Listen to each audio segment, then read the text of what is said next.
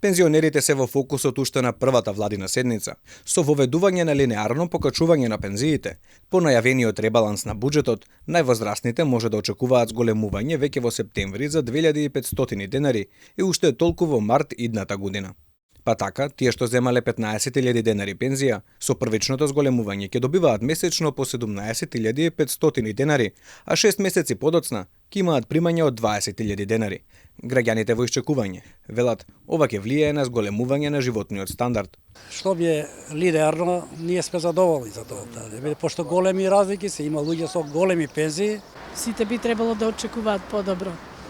Ама треба да бидат задоволни секој со се што се нуди. Супер. Ворете, викам. И реално што е линеарно.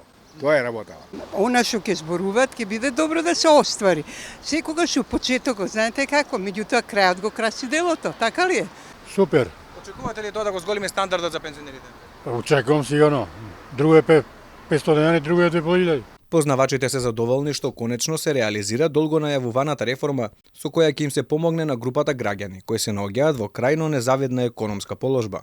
Пред се да е верото покачување барање и на пензионерите, а и тоа беше и најава на сегашната влада.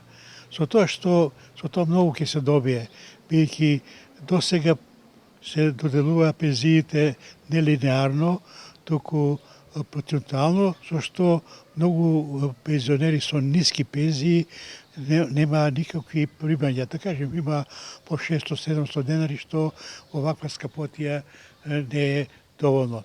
Според најавите, овие измени во пензискиот систем ќе се реализираат преку реалоцирање на 80 милиони евра во буџетот, од кои 40 ќе бидат за линеарното покачување, додека пак другата половина за непречена исплата на пензиите.